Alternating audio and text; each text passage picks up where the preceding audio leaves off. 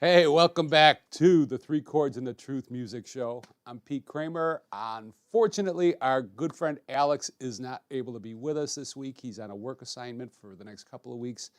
He hopes to be joining us back in February. Uh, our returning guest, I'm very grateful that he decided to share his time with us again, is Dave Bieniek, coming all the way from Granbury, Texas to us. And we're going to get to some of his videos and his story and things like that. Before I apologize for the first time that we did this. We had really bad gremlins with the audio, but at this point, do us a favor, subscribe to the page if you would. And at this point, Sebastian DeJesus is over at Mission Control over there, and let's bring in Dave Bieniek. Hey, Dave, how you doing, man? Hey, I'm doing good. You got me going there? Yeah, we got you going. Everything is good. Finally on our end. As usual, we Good. we had gremlins going on again. We had problems with the internet, and we're wired. Hey, where are the roots? The what? Questlove and Tariq, the roots. The root. This is Tonight Show with Jimmy Fallon, right?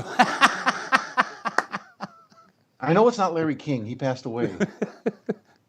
Well, Sebastian almost passed away a couple minutes ago because he couldn't get everything going the way that he wanted to. All right. Well, we are once again live from outer space. How you doing, man? How's things in Texas? It's a beautiful day. Yeah, we've got some nice weather. We were sitting out there just before the show, and it's just a beautiful little sun going down, and it's great. Well, No more snow. We did have a little snow a few weeks ago and a couple weeks ago, cool. and it was beautiful. Well, I got to ask you, I saw a new video that you posted today, and unfortunately, we weren't able to get that in the format that we could put it on this with. But did you have a green screen behind you? How did you do that? Yeah, yeah. Actually, I was just a little having some fun. Um, Old guys just want to have fun. Just green screen and superimpose. I didn't know that you could actually superimpose video. I thought you could do photo or background or photos and things like that. But you can do video. So I experimented a little bit and had some old memories plugged in there. So I thought it was kind of fun. Well, that was really cool the way that the whole thing worked out. I enjoyed the hell out of that. For people that don't know, anybody that's watching that doesn't know Dave, Dave was the original lead guitar player for Cock Robin. He's opened for a lot of major national acts over the years. But take us right back to the beginning. You've got a story about some place called the Bathhouse. Am I correct in that? Well, if you think out of high school, we had a band called Court. Originally, it was called Village Court because interesting story. You know where Sloan is. I know there's a lot of people that may be listening doesn't have no idea what Sloan is. It's the capital of Cheektowaga. Now you know. And Cheektowaga, of course, is just north of Lackawanna and south of Tonawanda. Kind of put it in perspective. But we had a band in high school called Court, and we started. I guess we had some other gigs around the area, some smaller things. A lot of high school dances and things. But we started kind of to be the house band in a place called Mr. Lang's, Main and Fillmore in Buffalo. And if you know any history about that, Mr. Lang's had been there for a while, changed the name to the Bubble Machine for a while. And I actually got to turn that thing on and blow bubbles all over everyone in the audience, and as well as get my guitar all crusty. They changed the name again to Dirty Dick's Bathhouse. And all you had to do for a free drink was bring in a toilet seat. Oh, jeez. And so For real? For real. Jeez. I mean, there were bathtubs in a place and sinks, and it was it was interesting. But eventually, the place had closed, and they renamed, and a new owner took over, and it became the Trafalmador. The Tralf has since moved Yeah. to downtown Buffalo, but that was the original location of the Tralf as well. But it was downstairs. You go down, and it was a great place for us kids to play music. We had a great audience, met some great people down there, including a couple of guys. They were almost like Cheech and Chong back in the time. and they eventually opened up a little taco shop on Hurdle called the Mighty Taco. Jeez. Andy and Jim. It was like again, it was like Cheech and Chong, these guys. But Andy, they opened up the taco shop, and our bass player, and hopefully he's listening in, Victor Marwin, an awesome musician who eventually went on to play with Rodan. But Victor, he would when we were done, he would go there and make tacos and stuff. So it was Jeez. part time. So and we would all end up over there, and we'd order one taco and get a whole bag full of tacos. But yeah, Dirty Dick's Bathhouse. What are we talking, like 71? Interesting. Yeah, but that was about 19. Oh, geez, hate to think about it. 1971. Yeah, because didn't Mighty Taco open in 72 or 3, I think? Well, it was around that. It was before that, probably in 71, 72. We were still playing at Dirty Dick's Bathhouse when they opened it. So just around that same time, I don't know exactly anymore what, the year, but it was right around that time. Victor, eventually when Court broke up, Victor went on to play with, I can't remember the name of the band he went with initially, eventually with Rasputin, and then with Rodan. Wow. But Court was an interesting band. Victor, of course, on bass and vocals. We had a lead singer, actually about 3 lead singers at the time, and drummers at that point in time. One of the drummers, the guy that was most prominent for us at that point was Larry Cutleek, who I grew up with. Larry, 2 streets away. We played music since we were kids, and he was the drummer, awesome drummer, and he's also an excellent singer. But he didn't sing at that point in time with us anyhow. So that was, I'm not even sure why.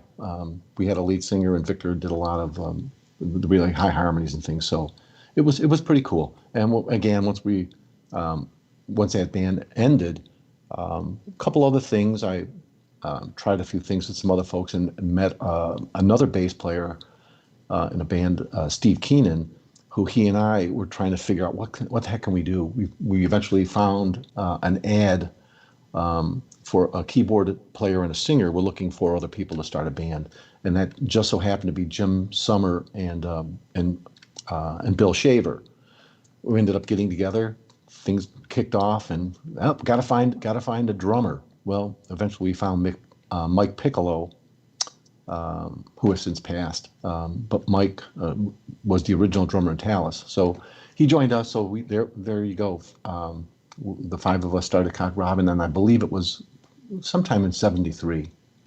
Yeah, I was actually just going to ask you about that whole evolution of Cock Robin, because Cock Robin is still around today. They're still, they're still playing out and whatnot. And Jim Summers is the only one left, right, of the original? He's the only original guy, but it might be one of the best lineups. I mean, you've got some great people playing. Oh, absolutely. When I left, and Mike and I left to go and work with a guy by the name of Chip Hawkes, who was in the Tremolos out of part of the British invasion. Yep. He produced our Cock Robin album, and then asked Mike and I to play with him down out of the Nashville area. He was from London area, Cockney actually, and it was a tough decision for Mike and I to do, but I mean, something like that happens. You have to take a chance, and we did. Yeah. Well, we were replaced at that point with Don Peters and Pete Militello, Yep. and great musicians. And eventually, Cock Robin did break up, but then they got back together again with Pete and Don, with Jim, and I think there was another guy that sang. I think his name was Buzz. Buzz, yeah. Then eventually, yeah, and the latest guy, who I've also worked with in a band, Steve McDonald. Steve McDonald, awesome singer. So I mean, they've got these great people playing, and I don't see how it can get any better. It's just one of those really good things, and I see them whenever I can in the Buffalo area. Obviously, last year was not a time to see anybody playing, but when I'm there, I have to see those guys. No, and actually, Donnie Peters, he played on one of my recordings. That was great. So did Jim Summers, as a matter of fact. But I mean, Steve McDonald, he's just got an incredible voice. I mean, he really does. But I mean, for me as a kid, just getting used to going and seeing the bands in the clubs and stuff like that. Bill Shaver was just, I mean, he was a good friend also, but I mean, he had great vocals. And that, Yeah. that one video that you have of playing at somebody's wedding, Yeah. where Bill came up and played with, what was the name of that band at that point? It was Extremes at that Extremes, point. right. Yes. Okay. Jim and I had got back together, and yeah, Bill, and he would do that often with us. He'd come out to see us in different places, come up and sing a few songs. No, he had. I guess I forgot. Mr. Charisma. Yeah, I exactly. mean, great singer, but also it's the charisma. Oh. It was just his presence Yep. that just transcended the evening. I mean, if anything, the band was primarily known for that. We played a lot of great music and stuff, but Bill was, again, Mr. Charisma. But you also played a lot of music greatly. I mean, that was the biggest thing, because everybody was playing the same songs back then, but it was just something about the way that Cock Robin did it with Bill's charisma, as you said. There was just something about that band, in my worthless opinion, but Well, no, and it's a great opinion. And initially, though, there weren't a lot of bands playing the same music, and one of the reasons is we were trying to do things a little different, and we listened a lot to music coming out of Toronto. So we would kind of catch things probably on the early edge, probably before a lot of bands, played some of this stuff. Yeah, eventually maybe a lot of bands started doing the same kind of thing, or we, picked up on some things they were doing. But initially, we were doing Supertramp, Spirit, and things that were not too, well known. Even Head East, when we were doing, which a music staple even to this day. Head East has never been any reason we started doing that, but no one had heard that before we had done it. And it's primarily because we were listening to Chum and listening to music coming out of Toronto, and just trying to pick up on things. David Bowie was another big one. It wasn't really quite that big at the time. Started doing a lot of his music. Mott the Hoople. I'm just trying to think of some of the names. Yeah, there were other bands that we did, although it was early in their stages, like ZZ Top, Aerosmith, but we were trying to do things a little bit different. Big 10-inch record. I remember that one. Yeah. Okay, I think I may have asked you this once before, but I mean, it's a personal favorite of mine. Where did the song Little Asia come from? Actually, that was not written by us. It was not. I thought it was an original. No, well, it was interesting when we had the chance to record an album, and this was really a thing that kind of it may have been the beginning of the end for the band. We recorded some of the things in Buffalo. We recorded some in New York, and then of course some in Nashville. Most of the things we did in Buffalo and New York were our songs.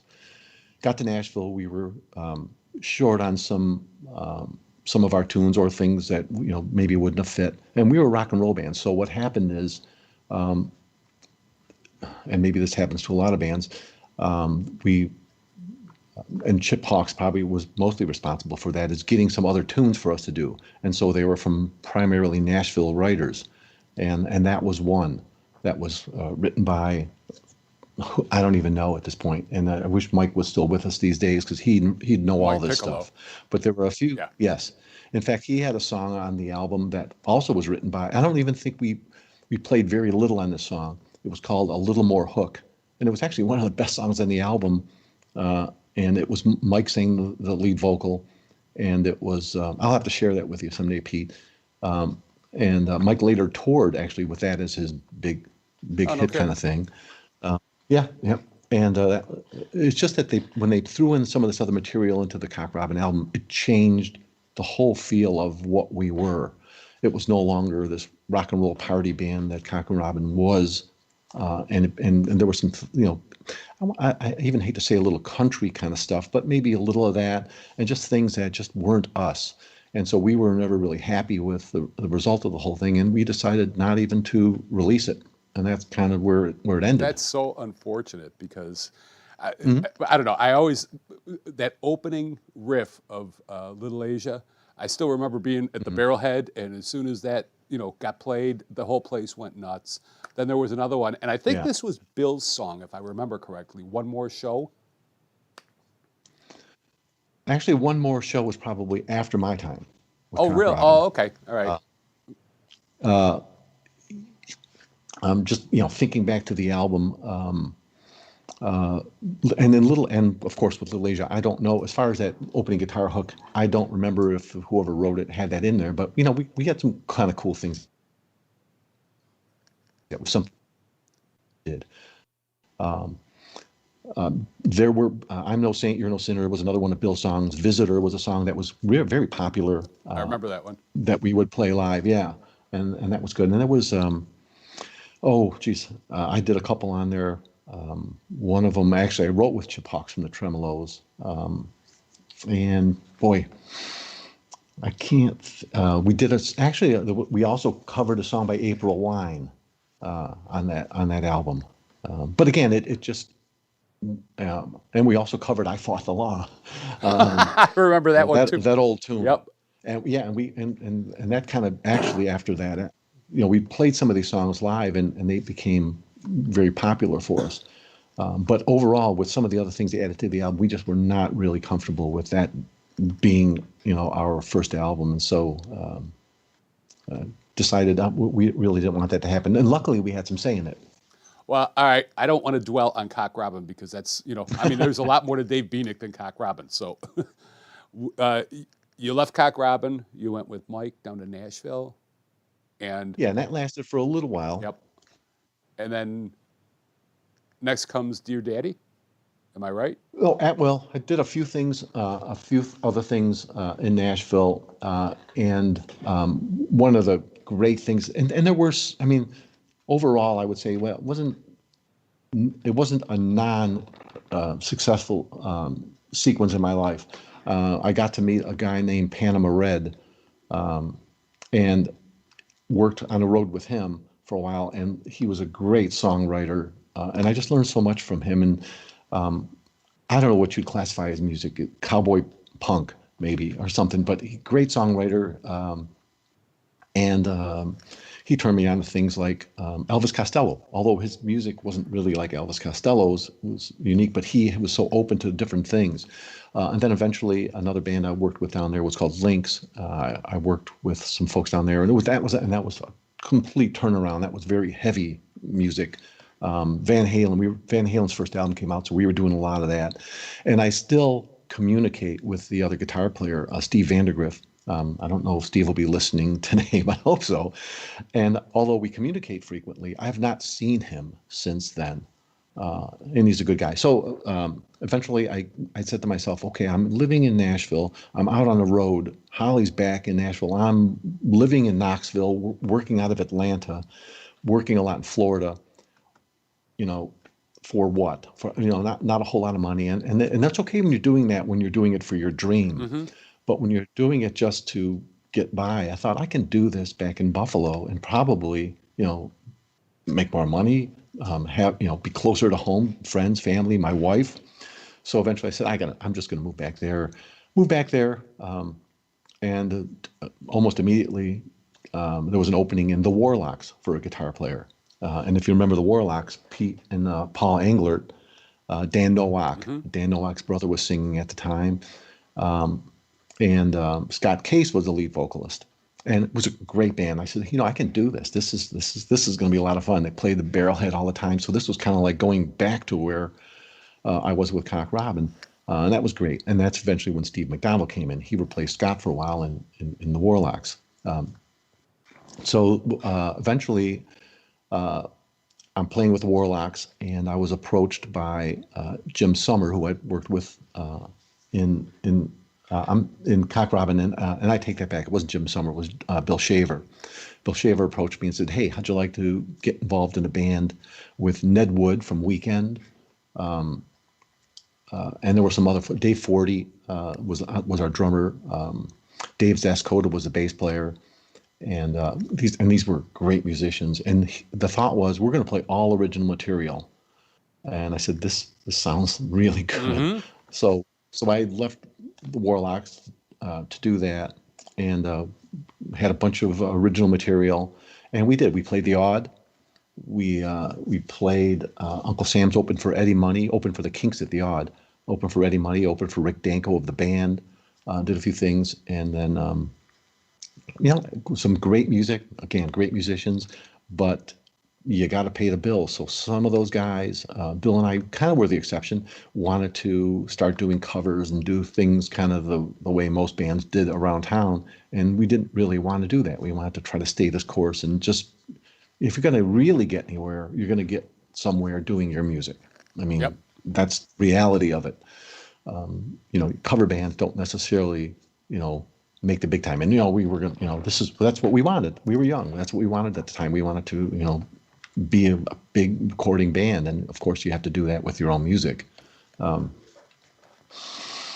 So again, that's another step that just fell apart because of that sticking point. Went back with Dan Nowak from the Warlocks, Doug Fisher from who was he working with at the time, and Bill Wallen was our drummer. We started this band called Daring Hearts, and that was a lot of fun. We did carried over some of the originals I had done with Dear Daddy. And that was a whole lot of fun. Recorded an EP with Jim Summer from Cock Robin, Right. and as things evolved, there was another opportunity that came up to play with Jim again, as well as with Denny Dunkowski from Weekend, and Rich Farmer on bass, Rick Miller on drums, and he said, "We're going to put a band together and start, do some really good stuff." And it just was so good. I had to do that, and that was Extremes, Right. and that was just a great band, and that was really it for me for a while. Yeah, tell me about that. How the hell did that work, man? I mean, you were just like all over the place doing everything, and I didn't even realize that you just gave it up for what, 15 years? Probably closer to 20, 25. Oh, geez. Well, what happens, Pete, is you gotta pay the bills. Yeah. And I was working when I was at Extremes. I was working at a place in Tonawanda, a little paint shop. I managed a paint shop there for PPG Industries, and so looking for other jobs after that place closed, and was given an opportunity with a company called Nielsen Media Research, and which required relocation. So it was a great opportunity. Took the job, had to leave the band, moved for training. I think it was 3 months of training in Florida, and then after that assigned to the Philadelphia area. At that point, the work was such that I couldn't really even be in a band for years. And they moved me around a whole lot. That was a big part of it. So you really couldn't get stable enough to have a band. So really didn't start doing music again until I basically semi-retired, if you will. And that was, I want to say, it's getting to be almost 10 years ago now, probably 8 years since I said, wow, I mean, this is, and that kind of goes back to when you and I were doing the little thing on Sunset Island. We had moved back to the area for a while, and really at that point was still working. So I really, wasn't doing anything really serious or permanent, but still I got this bug, I need to play music again. So once I did retire, I said, well, okay, some old guys play golf, some old guys play guitar.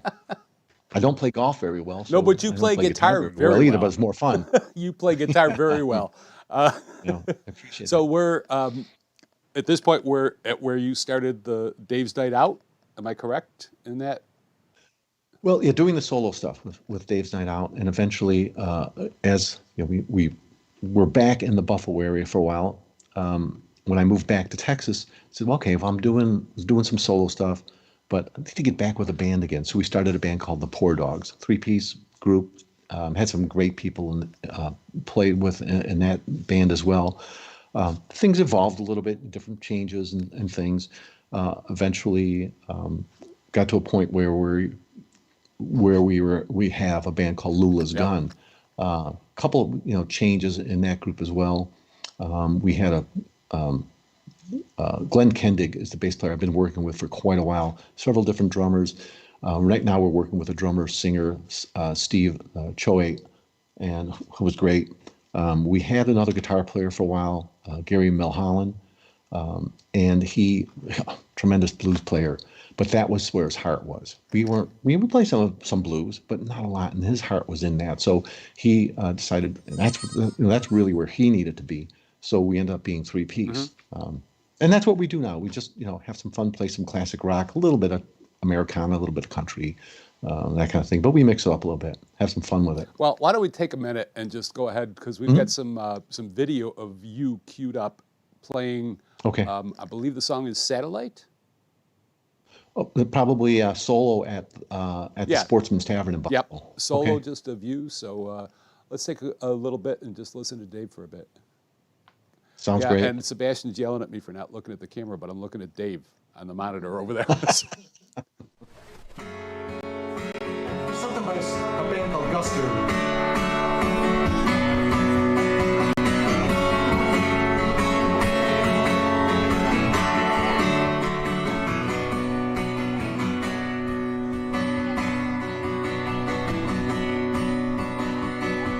Shining like a work of art, hanging on a wall of stars. Are you what I think you are?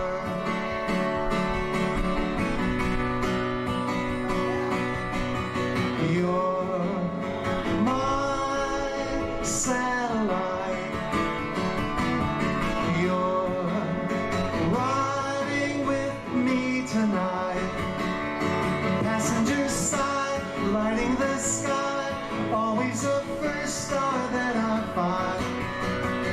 You're my satellite.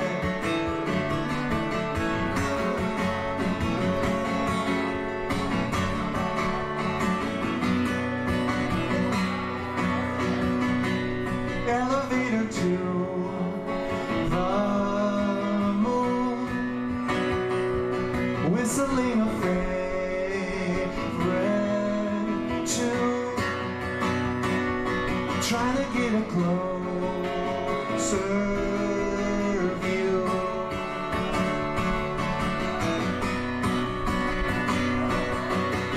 You're my satellite. You're riding with me tonight. Passenger side, lighting the sky. Always the first star that I find. You're my satellite.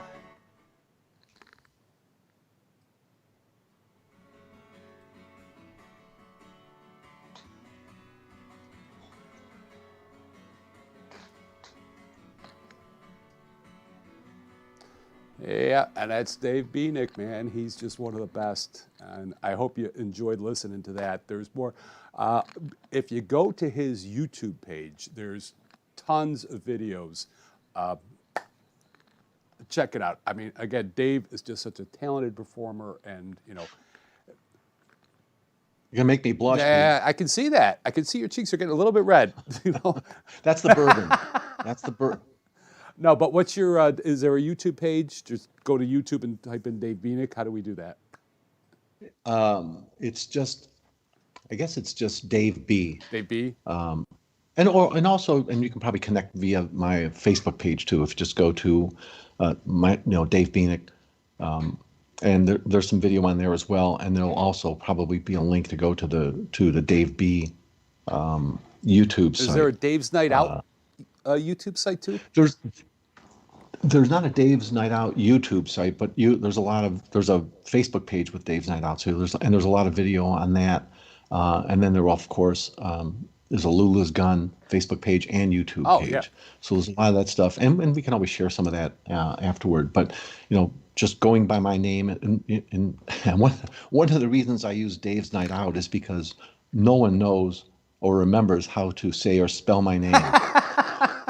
My last name. They know Dave, so I could use Dave's Night Out. But Beanick is just one of those things. For some reason, folks I've known forever just can't spell it, say it. It's not that hard. So I thought, okay,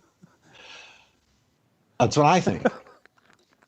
But it's just a little unusual. I guess people want to put, C's in there and switch the I's into E's and do all kinds of interesting things with it. So I thought, oh, okay, I'm just going to make this easy. Dave's Night Out. Well, let me ask you a few more things because we're getting close to timing out here. But Yep. is now all these different places that you said that you've played. Do you notice a difference by the state or the city of the crowd? Well, yeah, I played with Panama Red once in Cleveland, Mississippi, and it is in the United States. I've never heard of a Cleveland, But they could Mississippi, not- but Cleveland, yes. Okay. They could not understand a word I said. I could not understand a word they Wow. said. So that was different. But other than that, I mean, just in reality, if you go to these places, it's kind of the same. Playing with Lynx a lot in Florida, Clearwater. There's still places down there that we'd visit that we used to play with Lynx. When I lived in Florida for a while, and we go down to a renamed place, but we'd go in, and it would be the same kind of thing. Whether it be in Florida, I played in Wisconsin, Sheboygan, Michigan. I actually even played a Christmas party for Gibson when they were still up in Kalamazoo, Michigan. Interesting. So I played their Christmas party. It was very uncomfortable. I had my Fender Stratocaster with me. Kind of weird playing for a Gibson Christmas party with their Strat. But it was just one of those kind of neat things to do. But yeah, people are the same all over. They're there. They want to hear music, want to dance, want to have a good time, and so it's pretty much the same. I was, God, it's got to be about 12 years ago. I was at a place called the Florabama, and it's this little bar that's half of the bar is on the Florida side of the border, the other half is on the Alabama side. And Okay. we saw this girl playing by just doing a solo act. She had this most beautiful, it was a white Fender acoustic guitar, and she sat there and she played all her own songs. And we almost didn't go there, but I was really kind of glad that we did. But I was talking to the bartender there, and I said, do you have cover bands come in? I'm just curious, right? I'm just asking questions. He's like, down here, he says, if you play covers, we'll throw you out. If you're not playing your own songs, you're not playing here. And I thought that was very interesting for them to say that. And it's kind of unusual. Well, that's what I thought too, because typically, I mean, you and I know each other, right? I'm a songwriter.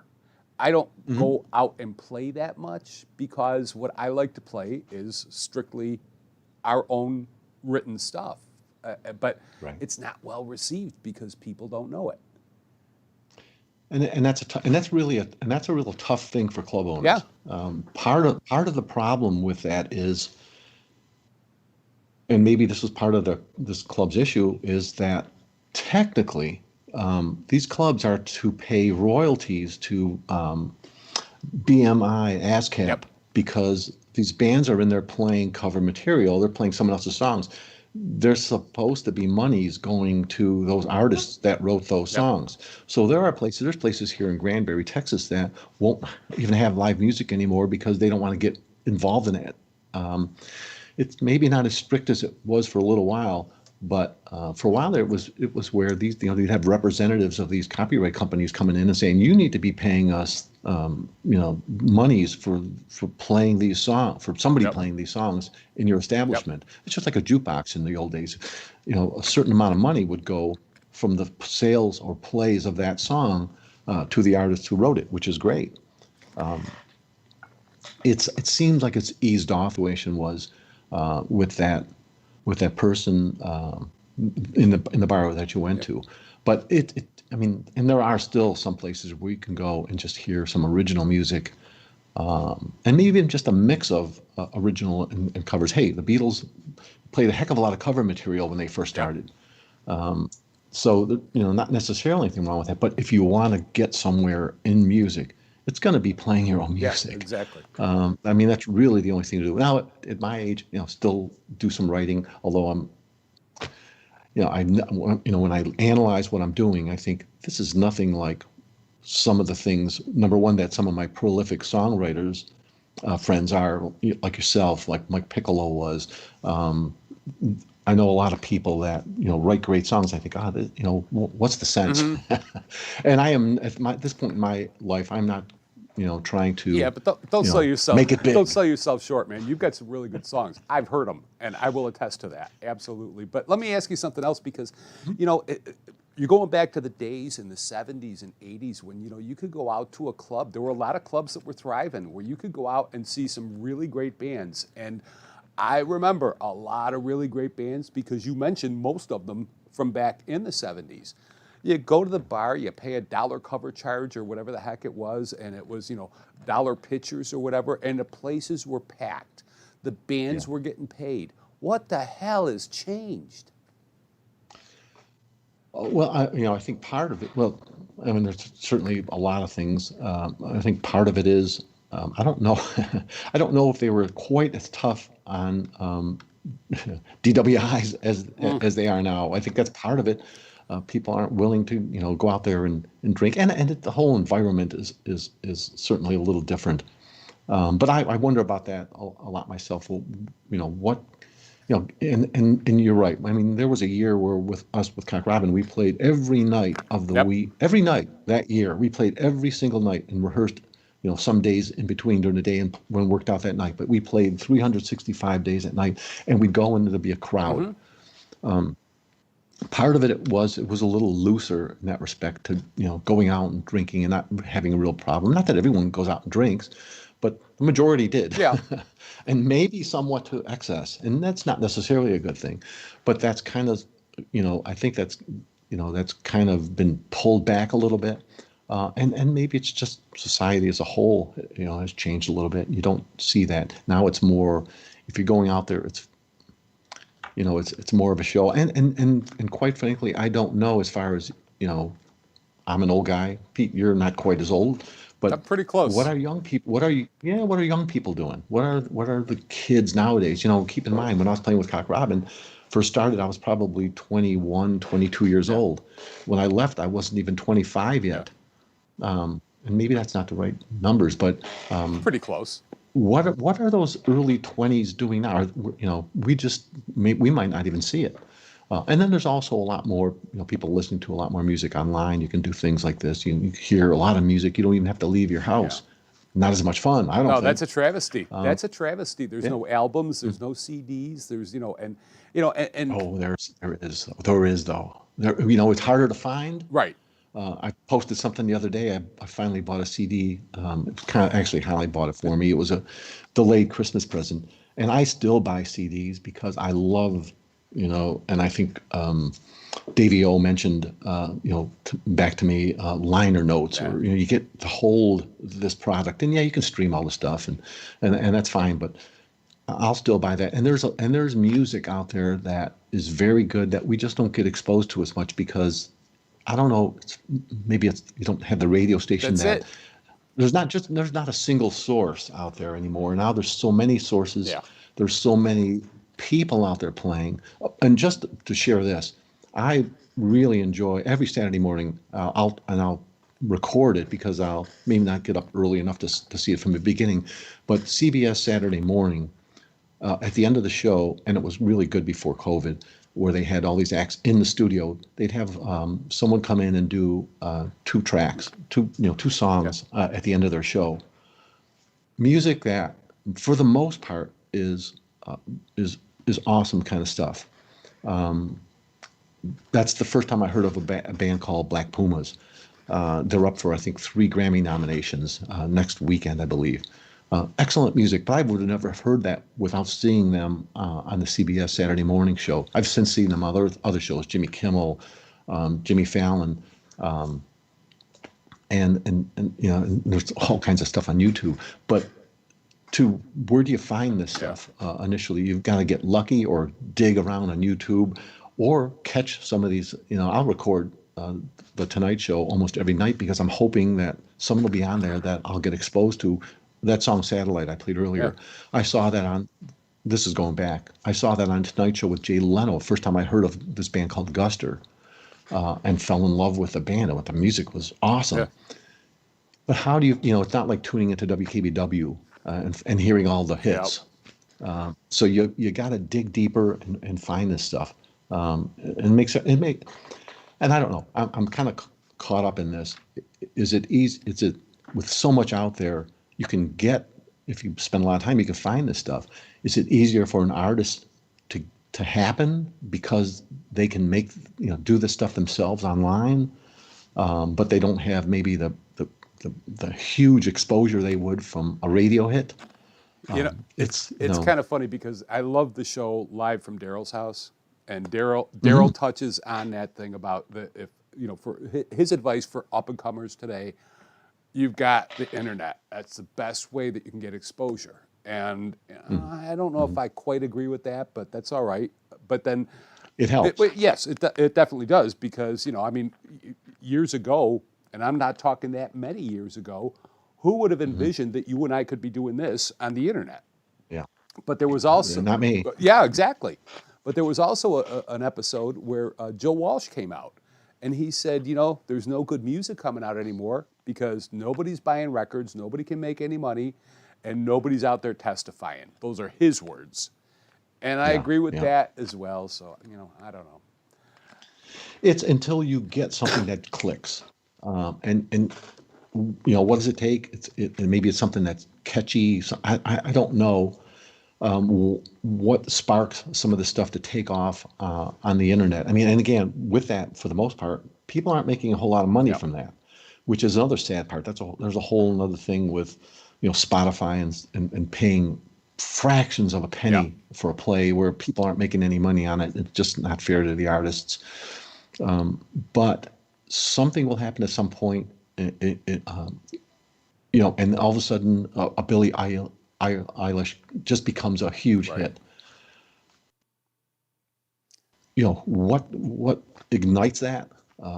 I don't know. Sometimes, I mean, I'm sure there's tons of music, and you hear it if you look around deep enough. There's tons of great music out there, and yet maybe nothing has just caught that spark, and it's just you don't see these mega stars until you get to to a Lady Gaga kind of status, and who else is big out there right now? When we were kids, there were a lot of big people out there, and I couldn't name anybody right now. I'm maybe it's just because I don't like what some of the people are putting out, but yeah, and there are some things, and again, and this Saturday morning thing, just watching on TV where I'll see these bands, I'm like, I never heard of those before, and these people are so good. And then the key is, are they going to be long lasting? Like some of the things that we're familiar with, from the 60s, 70s, 80s, are they going to be long lasting? Or is this going to be something that they can keep up with? But I mean, even back in the day, there were one-hit wonders. a lot of them. When you think about it, yeah. So I mean, it doesn't necessarily mean that, if you get a good song and it's, I don't even know nowadays is it through YouTube. That's probably the key. Maybe it's even TikTok nowadays.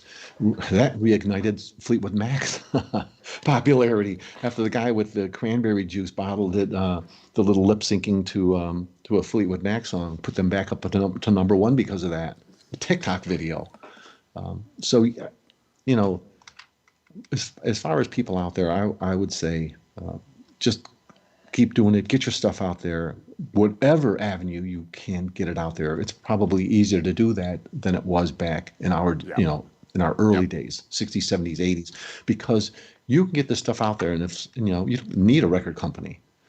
If all of a sudden you get enough people that enjoy it, share it, and get it out there, you don't know what's going to happen, and that's a good thing. You don't need the radio exec to make it happen for you. The radio exec that can't play a chord, that can't sing a note, right? But he's going to tell you what's good.